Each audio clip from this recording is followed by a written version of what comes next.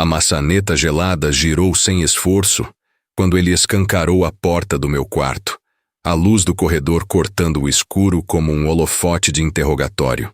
Você não é meu filho, ele disse com a voz baixa, pastosa de uísque antigo, as palavras se acomodando no ar como poeira venenosa. Eram 20h48 do dia 17 de setembro de 2024, meu aniversário de 18 anos, e o cheiro de cera do bolo que minha madrasta tinha acabado de soprar no andar de baixo ainda flutuava, cítrico e doce, como uma piada de mau gosto. Eu me levantei devagar, consciente do ranger do assoalho, consciente do silêncio a seguir, consciente de que tudo que eu conhecia estava prestes a ser arrancado por uma raiz que eu jamais questionei. Pega tuas coisas e some. Atrás dele, Patrícia encostou o celular na cintura. O flash ainda quente do último story registrado. Vi sua microexpressão de vitória tirar 1 milímetro do batom. Foi estranho pensar que, em menos de 72 horas, eu ouviria meu nome ecoar num salão de audiência, diante de um juiz com olhos cansados e uma fileira de pessoas respirando o mesmo ar de expectativa. Mas naquele instante, eu só vi o corredor comprido, as paredes com fotos da formatura do 9º ano, o quadro torto do meu time, e senti o frio do metal da maçaneta contra os dedos enquanto eu decidia entre a dignidade e o estrondo. Desci com a mochila que sempre deixei pronta, mania aprendida com minha mãe, que me dizia que imprevistos preferem quem não improvisa. A casa cheirava a perfume caro e verniz recém-aplicado, e a música pop escapava da sala como se pudesse abafar o que estava acontecendo ali, no coração do meu próprio aniversário. Joaquim, meu pai desde que eu me entendia por gente, estava no meio da sala com os convidados fingindo olhar para o celular, fingindo não ouvir.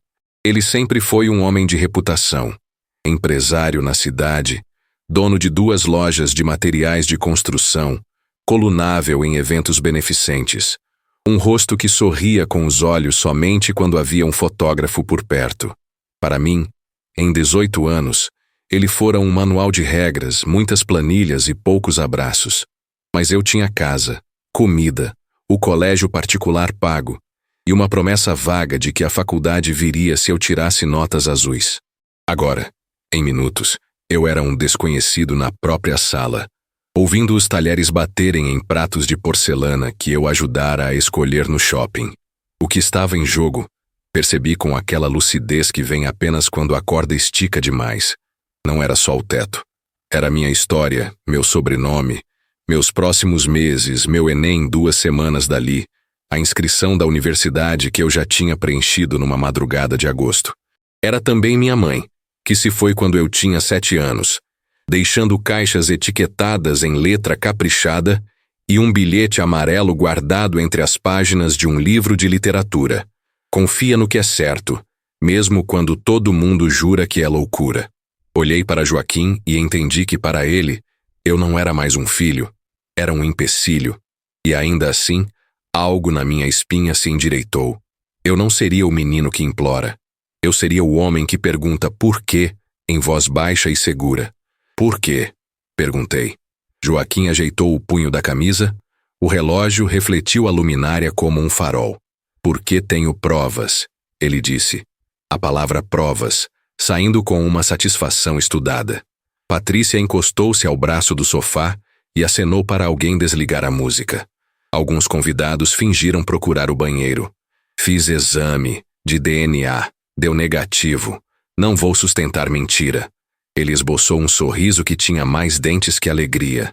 E, já que você faz 18 hoje, acabou. Sem drama. Eu pensei na palavra exame, como quem olha uma ponte distante e tenta adivinhar se aguenta o peso. O que eu sabia sobre exames de DNA cabia num parágrafo de revista, mas sabia uma coisa sobre meu pai. Ele gostava de ter razão mais do que gostava de estar certo. Quando? Perguntei. Onde? Ele olhou para Patrícia antes de responder, como se ela fosse uma cola.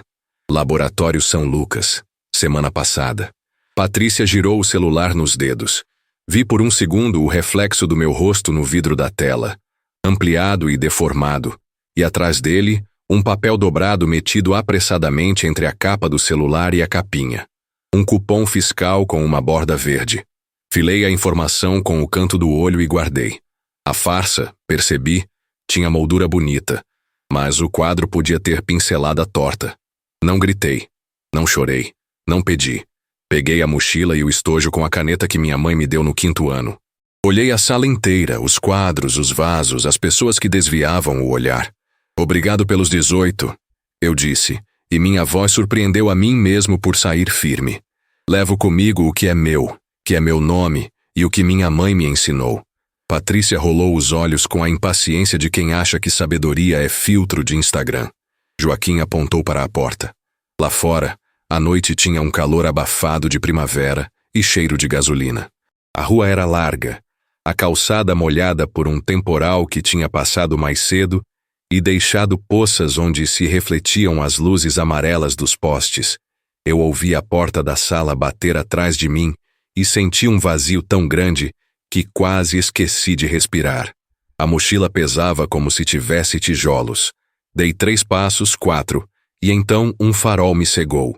Um carro sedã escuro freou rente ao meio-fio. O pneu cantou curto, controlado. A janela desceu e uma mulher de uns 50 e poucos, cabelo preso, roupa simples e olhar resoluto, falou meu nome como quem confere um sussurro antigo. É você, Daniel? Meu nome saiu da boca dela com um respeito que eu não lembrava de ouvir fazia muito tempo. Sou eu. Ela desembarcou com um envelope pardo nas mãos, o lacre vermelho marcado com um brasão de cartório. O cheiro de papel e cola antiga me bateu quando ela aproximou. Sou Célia, tabeliã substituta do 3º tabelionato de notas do bairro. Tua mãe me deixou isto. Me pediu, por ata notarial, que te entregasse no dia em que você completasse 18 anos, se o Joaquim fizesse exatamente o que ele acabou de fazer. Senti as pernas vacilarem por um instante. Ela continuou, pragmática. Ela previu. Não foi bruxa, foi experiente. E eu prometi para ela, por fé pública, que cumpriria. Célia encostou o envelope no meu peito com a gravidade de quem devolve um coração. Tem coisa aqui que vai te escorar. E tem coisa aqui que vai derrubar gente metida à ereta. Olhei para a janela lá dentro. Vi sombra se movendo. A mão segurando o envelope tremia um pouco. Eu não tenho onde dormir, eu disse. E as palavras, ainda que duras, não tiniram como pedido de esmola. Soaram como relatório factual. Vai ter por hoje na pensão da Dona Ruth. Célia respondeu. Eu pago e você me paga quando puder, sem juros, sem multa, sem humilhação. Bora! Amanhã cedo a gente vai ao fórum. A pensão tinha paredes verde-água, cheiro de café coado e chão encerado com o som de rádio AM.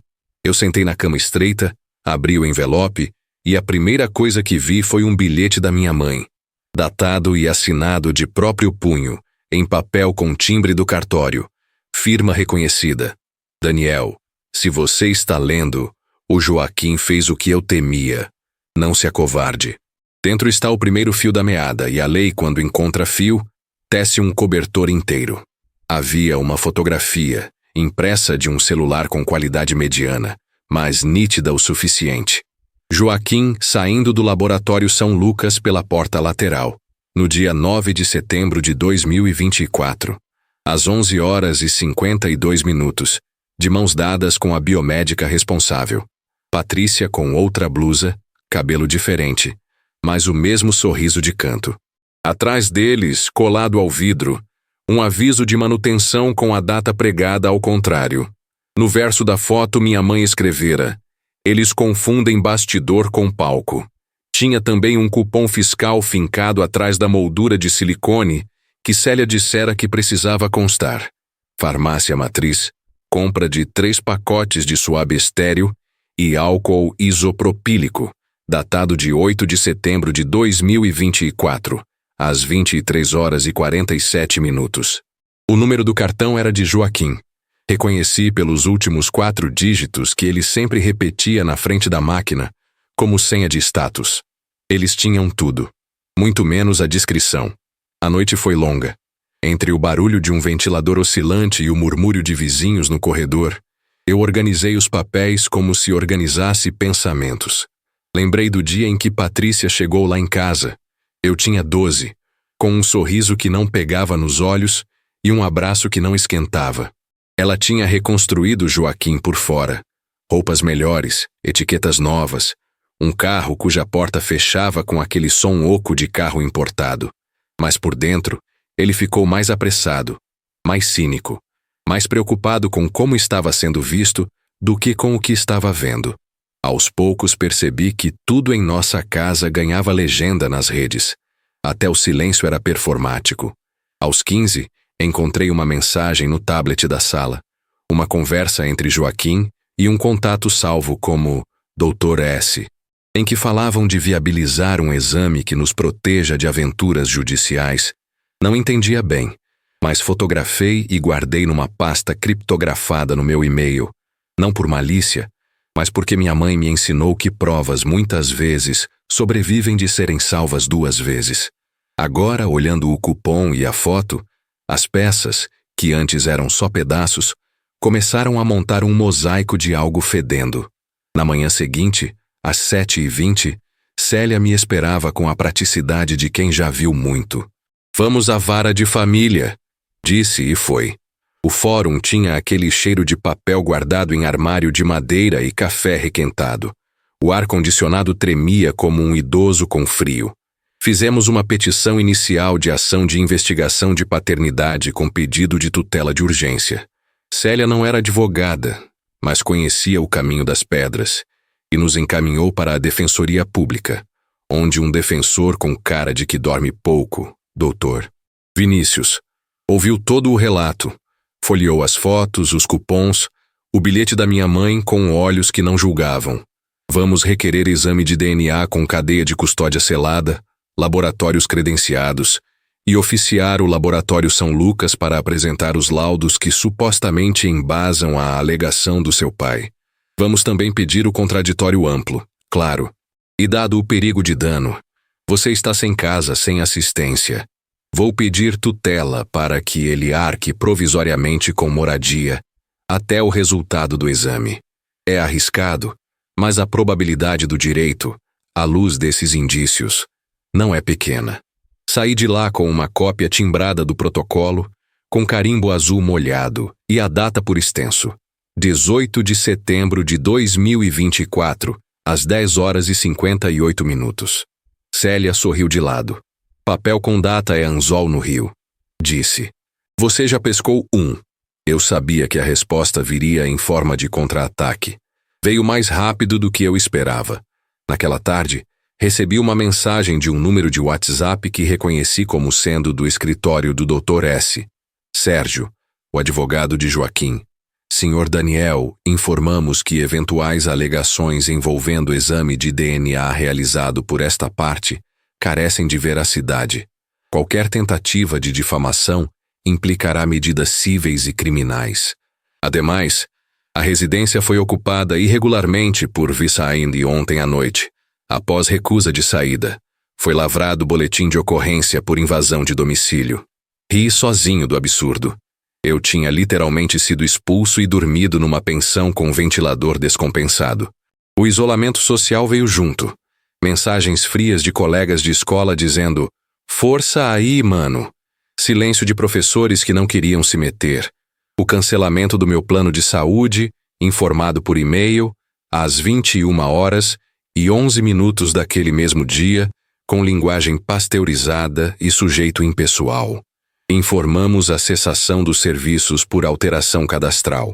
Mais tarde, naquela semana, tentaram me pintar de oportunista nas redes. Uma publicação de Patrícia me marcou. Quando a inveja bate na porta da maturidade, a verdade expulsa as sombras. E uma chuva de comentários com emojis batendo palma. Eu lia, engolia seco. Lembrava da voz da minha mãe dizendo: "Não discute com quem não quer conversar", e mapeava o caminho da água. A água sempre acha um lugar por onde passar. Foi Célia quem encontrou a segunda prova, a sólida. Aquela que faria não só sentido como barulho. Ela era amiga da síndica do condomínio onde ficava o Laboratório São Lucas. Se houve conluio, alguém passou por aquela portaria. Ela disse, olhos semicerrados, dedos batendo na mesa do cartório. "E portaria, meu filho, é um livro da vida moderna. Em 2 telefonemas, estávamos sentados numa sala quente ao lado da guarita, com cheiro de desinfetante barato e o barulho monótono do trânsito lá fora. O porteiro, Arnaldo, um senhor de boné e olhar atento, abriu o computador e puxou as imagens do circuito interno de TV da semana anterior. Às 20h19 do dia 8 de setembro de 2024, a data por extenso anotada por Célia em letra grande num papel, um carro prata rolou pelo portão, os faróis varrendo o piso. Quem desceu foi Sérgio, o advogado do Joaquim, com uma pasta de couro na mão. Às 20h23, a biomédica do laboratório, que das fotos eu reconheci como amiga de Patrícia, recebeu a pasta no estacionamento, do lado da porta lateral. Às 20h27, o carro do Joaquim encostou. Ele nem saiu, só abriu o vidro e trocou 2 frases com ela, cujo sorriso tinha muito de segredo e pouco de ciência. Célia pediu a extração do vídeo em mídia oficial e a emissão de uma declaração da portaria, assinada por Arnaldo, com firma reconhecida posteriormente, descrevendo os fatos, as horas e as pessoas. Uma microata do cotidiano. O documento de RH da empresa de Joaquim, que consegui com um amigo que trabalhava no financeiro, completou o triângulo. Uma TED de R$ 5.400, emitida às 17h05 do mesmo dia, para a conta pessoal da biomédica, identificada na descrição do pagamento como consultoria, mas com o CNPJ do laboratório São Lucas digitado errado. Um erro de digitação tão humano que quase doía. A P2 não era mais imagem solta. Era um desenho com linha grossa. A audiência de tutela de urgência foi marcada para amanhã de 23 de setembro de 2024, às 9h, Sala 2, Vara de Família e Sucessões do Fórum Central. A sala tinha paredes bege, uma mesa comprida de madeira, o brasão da República acima da cabeceira e cadeiras de plástico de encosto cansado. O juiz, um homem de 50 e poucos com cabelo ralo, olhou para mim por cima dos óculos enquanto o escrevente chamava o processo pelo número. Joaquim entrou com um terno impecável. Patrícia ao lado, o advogado Sérgio com a pasta que eu tinha reconhecido no vídeo. Atrás, 2 funcionárias da loja dele cochichavam como plateia de novela, e alguns curiosos que sempre aparecem quando o drama tem sobrenome conhecido. Eu tirei do envelope as cópias ordenadas com cuidado, quase cerimonial. Doutor. Vinícius, nosso defensor, falou primeiro, a voz sem floreios. Excelência, estamos diante de um jovem recém-maior, desalojado no dia do aniversário, com alegação de suposta paternidade negativa baseada em exame cuja rigidez é, no mínimo, questionável. Juntamos aos autos indícios robustos. Ele ergueu o pendrive com o vídeo da portaria. Registro audiovisual do dia 8 de setembro de 2024, às 20h19 a 20h27, mostrando o trânsito atípico de pessoas na área de serviço do laboratório. Comprovante de transferência bancária, emitido às 17h05, mesma data, de empresa do requerido para a biomédica responsável. E ata notarial, firmada pela tabeliã Célia, descrevendo a conversa entre a mãe do autor e a mesma biomédica, datada de 2 de maio de 2018, em que esta última, por imprudência, sugeria possibilidades de ajustes em coleta. Sérgio riu de canto, pediu a palavra, tentou chamar tudo de coincidência. Falou em direito de imagem do vídeo da portaria, falou em mera cortesia remunerada à biomédica, falou em desespero acusatório, falou como quem esperava que a verborragia se tornasse verdade por exaustão. Quando questionado sobre o laudo do laboratório São Lucas, disse que estava sendo digitalizado. O juiz anotou, levantou a mão, cortou o jogo. Ordeno exame de DNA por laboratório público, com coleta agendada aqui mesmo, sob minha supervisão. Cadeia de custódia selada. Partes presentes, oficial de justiça acompanhando. Lacre numerado. Transporte por malote judicial. Oficie-se o laboratório requerido para a apresentação. Em 24 horas. Dos laudos e documentação da coleta anterior. sob pena de multa e remessa de cópia ao Ministério Público. Ele olhou para Joaquim de um jeito que atravessou a gravata. E até laudo novo, concedo tutela para que o requerido arque com hospedagem do autor em local digno e seguro, mais auxílio alimentação, sob fiscalização deste juízo. O murmúrio subiu nas cadeiras de plástico como vento. Patrícia apertou o braço de Joaquim. O sorriso dele perdeu coloração. Senti meu coração bater forte, mas não de medo, de reconhecimento. Aquilo era só o começo do fio, e o tear tinha motor elétrico. A coleta aconteceu no dia 25, às 8h30, na pequena sala lateral do fórum, com paredes de azulejo branco e uma maca que lembrava um ambulatório escolar. O oficial de justiça, Dona Marta, uma mulher de baixa estatura e pulso firme, conduziu cada passo com um ritual que parecia missa. Lacre numerado, etiqueta, assinatura minha, assinatura de Joaquim, fotografia dos frascos com o extrator da polícia científica, malote selado com fita que fazia um som de velcro grosso ao fechar. Eu olhei para Joaquim. Ele evitou meus olhos. Pela primeira vez, vi nele não um inimigo, mas um homem que tinha erguido uma versão de si mesmo tão alta que agora tremia com o vento. No mesmo dia, enquanto os cotonetes viajavam por malote oficial rumo ao laboratório público, o Ministério Público protocolou o pedido de vistas dos autos e requereu diligências no laboratório São Lucas. 7 dias depois, às 15h06 do dia 2 de outubro de 2024, chegou ao processo um ofício. Informamos que, em diligência, não foram localizados os documentos referentes à coleta anterior, apenas um laudo sem assinatura legível, sem identificação de perito responsável e sem registro de cadeia de custódia. Célia me ligou assim que leu. A casa de cartas deles pegou sereno. No dia da audiência de instrução e julgamento, 9 de outubro, às 14 horas, a sala estava mais cheia. Tinha gente em pé na porta, curiosos higiênicos.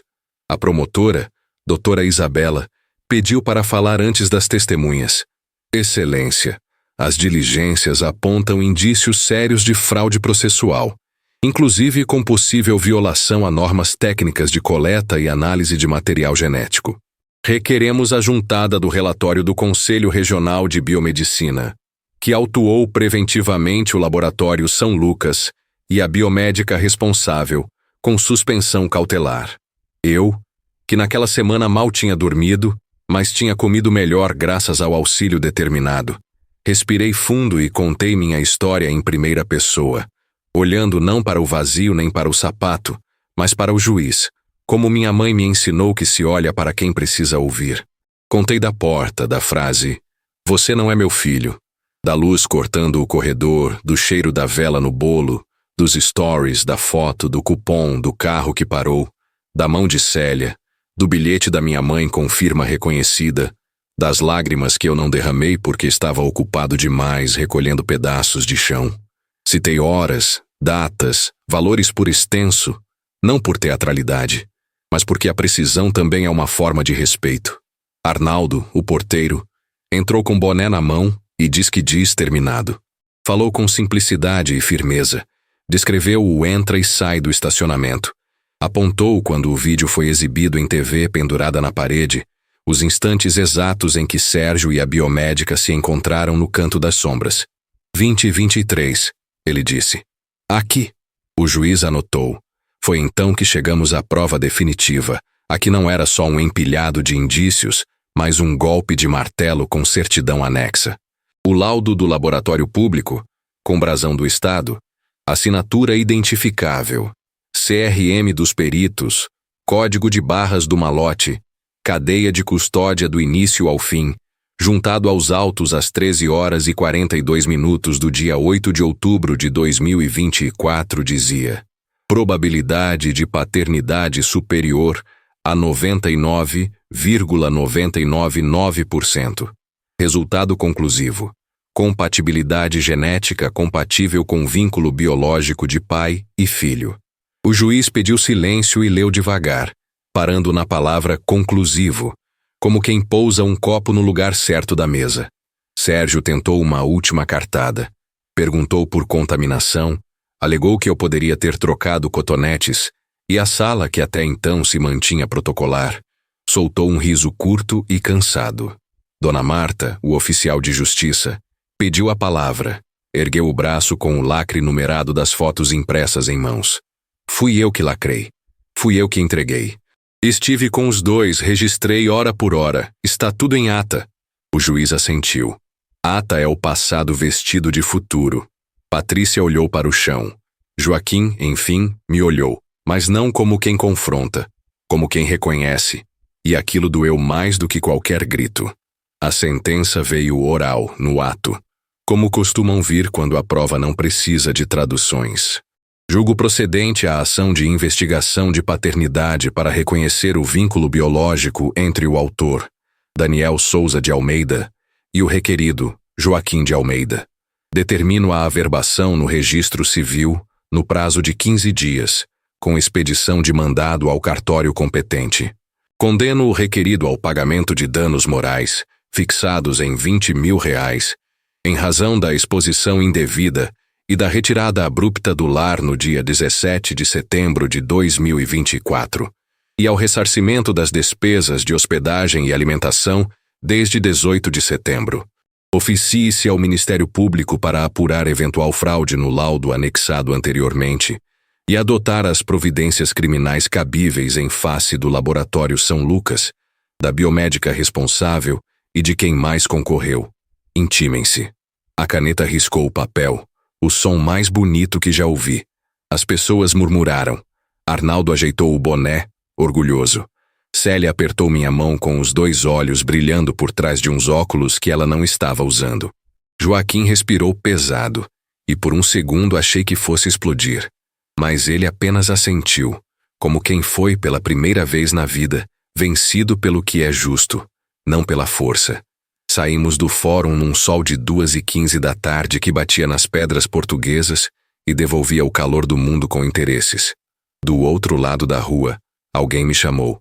Era seu Arlindo, irmão mais velho de Joaquim, que eu via uma vez por ano em churrascos, onde todo mundo falava ao mesmo tempo, menos ele. Daniel, ele disse, a voz de quem fuma há décadas, o olhar de quem soube muito e calou mais ainda. Me perdoa por tanto silêncio.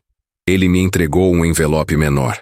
Dentro, uma carta antiga do meu avô, do pai de Joaquim, falando do dia em que me segurou no batizado, em 2 de novembro de 2006, descrevendo meus olhos de quem repara nos cantos, e um adendo em caneta, que o Joaquim não repita meus erros. Atrás, um contrato social da primeira loja de materiais com meu nome anotado à caneta no canto, cercado de um quadrado infantil. Eu pus aí quando você nasceu, disse seu Arlindo, para me lembrar que a gente só vende cimento para quem quer construir, não para quem quer erguer muro dentro de casa. Senti um nó na garganta que não tinha nada de drama, tinha de alívio. Aliado chega quando a ponte já está passando peso, e ajuda não porque quer glória, mas porque quer tráfego. Nos dias que se seguiram, a vida reacomodou os móveis com uma rapidez que me surpreendeu.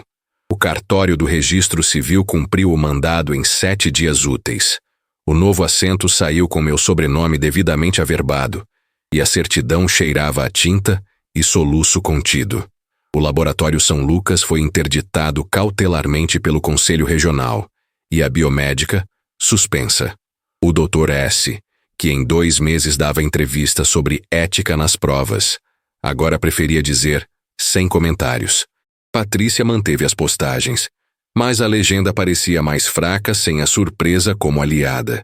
Joaquim, por sua vez, mandou uma mensagem curta, sem floreio, às 23h18 do dia 15. Gostaria de falar com você, sem advogado, sem terceiros, entendo se não quiser. Respondi no dia seguinte às 8h11 como quem não tem pressa de acertar hora do passado. Podemos nos encontrar no cartório da Dona Célia, em local público e com café de coador. Eu levo 2 xícaras. Marcamos para a sexta, às 10. Ele chegou com camisa simples, sem relógio caro, o cabelo mais desorganizado do que de costume. Pediu desculpas. Não foi performático. Não foi rápido. Não foi perfeito. Mas foi humano. E enquanto ele falava, eu olhei a janela do cartório, o movimento de moto passando na rua, o barulho da caneta numa outra mesa, e pensei na frase da minha mãe sobre loucura. Confiei no que era certo, e hoje o certo tinha firma reconhecida. 3 meses depois, o MP ajuizou ação penal contra a biomédica e contra o laboratório por falsidade ideológica, e Sérgio virou investigado por participação em fraude. A palavra fraude processual, ganhando músculo no papel timbrado da promotoria. A cidade, que adora uma moral da história pronta, aprendeu uma diferente. A do incômodo de olhar o que acontece quando as portas laterais são mais usadas do que as principais. Na escola, voltei para as provas do Enem com a cabeça tão cansada quanto lúcida. A diretora, que fingira neutralidade quando eu precisava de uma caneta emprestada para protocolar minha ação, me chamou na sala com cara de quem, enfim, descobriu o tamanho do boneco. Parabéns pela coragem, disse, e me ofereceu isenção de uma taxa que ela não tinha como isentar. Eu agradeci porque se agradece o gesto, não o alcance. Célia virou uma espécie de tia. Me cobrava cópia de tudo para arquivar. Arnaldo ganhou um vinho no fim do ano. Aqueles baratinhos, mas que esquentam o churrasco. Eu escrevi no rótulo: para quem enxerga o que os outros passam correndo. 7 meses depois da sentença, Joaquim me chamou para uma reunião com todos os funcionários da loja. Era uma tarde de março. O ventilador da área de estoque fazia um barulho que competia com o som metálico das prateleiras. Havia uns 40 funcionários, gente que trabalhou por anos sem ser vista. Ele subiu no palete improvisado que servia de palco e disse que implantaria um programa de compliance, palavra que, até então, na boca dele, só existia quando as câmeras ligavam. Falou de códigos, de auditoria, de não pagar consultorias em contas pessoais, de não usar laboratórios amigos. Falou que a palavra honra só cabe em quem suporta o tranco dela. Citou meu nome, não como filho, mas como pessoa que ensinou uma diferença. Foi constrangedor no começo, mas quando a encarregada do caixa levantou a mão e disse: eu também já fui humilhada aqui, e hoje sinto que talvez isso mude, senti uma ondinha de verdade começar a trabalhar o cimento. A biomédica, eu soube depois, foi condenada a prestar serviços comunitários e pagar multa. O laboratório perdeu o credenciamento por 2 anos. Sérgio fechou sua sala maior e migrou para uma alugada no 2º andar de um prédio sem elevador. Os clientes ricos não gostaram da escada. Os clientes medianos gostaram de ver a escada e a humildade nova. Patrícia abriu uma loja de plantas, selvas de concreto. E, justiça seja feita, tinha talento para transformar terra em sala bonita. Vaidosa como sempre, mas com uma qualidade que eu já tinha reparado no começo e não quis admitir. Ela era eficiente como quem não confunde capricho com cuidado. Não éramos amigos, mas deixamos de ser estranhos que se atacam com frases feitas. Eu entrei na universidade pública em jornalismo, ironia ou destino, e passei a cobrir no jornal laboratório da faculdade audiências públicas e pequenas histórias de gente que é empurrada para fora de casa por frases que se querem definitivas. Você não é meu filho. Você não é daqui. Você não é suficiente. Frases que batem e deixam hematoma, mas que não são a pele toda. Às vezes, depois das aulas, eu passava no cartório da Célia para dizer oi e aprender o valor de uma rubrica bem feita. Outras, eu ia à loja do Joaquim e tomava café com seu Arlindo, que me ensinava a diferença entre argamassa e massa corrida, como se fosse a diferença entre pressa e paciência. De vez em quando ainda me pegava olhando o corredor da casa velha na minha cabeça, a luz do abajur no chão da madeira, o bolo com vela soprada por outra pessoa, e me perguntava que peça eu deixei cair lá atrás. Mas a resposta vinha em forma de janela aberta. Eu não deixei cair nada. Eu soltei.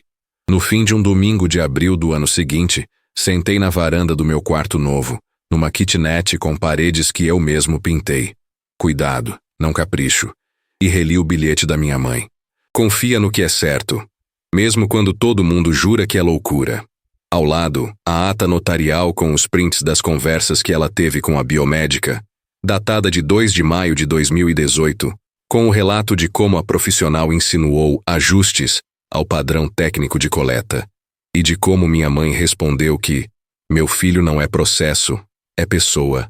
Na gaveta, o laudo do DNA com o brasão do Estado, dobrado 3 vezes, como dobram-se lenços. No fundo do armário, o cupom fiscal da farmácia matriz, já meio apagado, mas com os números ainda teimosos.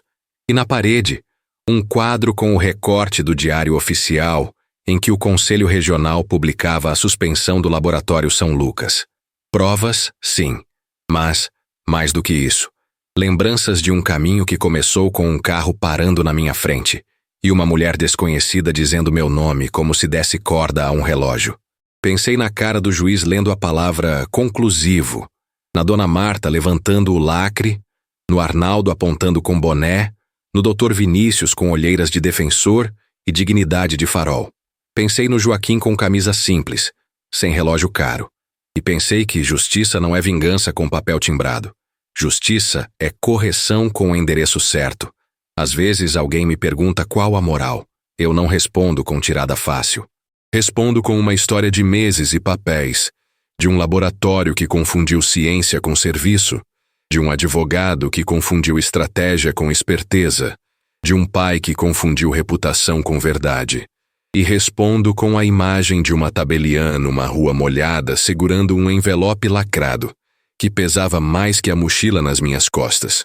O que mudou não foi só um sobrenome averbado, foi um jeito de andar que deixou de pedir licença para existir. Meses depois, no meu aniversário de 19, eu apaguei uma vela num bolo pequeno comprado numa padaria de esquina. A cobertura escorria como um rio contente e a luz da vela fazia o teto parecer um céu particular. Célia, seu Arlindo e até Joaquim estavam lá. A conversa sobre futebol e receita de pudim correu melhor do que eu esperava. Não virou família comercial de margarina, virou vida adulta com prato a lavar e risada que chega junto. Na hora de abrir um presente, uma caneta de tinta azul que Joaquim me deu, simples, sem marca de status, ele disse: "Não posso te dar o tempo que te tirei, mas posso te dar minha tentativa de ser certo daqui para frente." Eu não disse nada. Só assinei meu nome num papel qualquer com a caneta nova, e a tinta fluía com uma leveza que eu não esperava. A cidade não virou um lugar perfeito.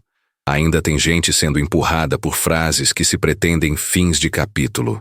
Mas, naquela pequena esquina onde laboratórios agora imprimem laudos com nomes de peritos e lacres numerados, onde atas notariais viraram palavras de gente viva, onde lojas de material de construção têm códigos escritos, não só nas paredes mas na prática, alguma coisa sistêmica mudou. Talvez o mais bonito de tudo tenha sido perceber que o primeiro tapa, "Você não é meu filho", não foi o ponto final que ele queria ser. Foi uma vírgula teimosa, dessas que os bons textos usam para respirar antes de continuar. E eu continuei, porque prova não é só o papel que a gente junta, é a maneira como a gente escolhe caminhar depois da sentença, ainda que ninguém esteja olhando, sem story, sem filtro, com o cheiro simples de bolo, café e tinta fresca.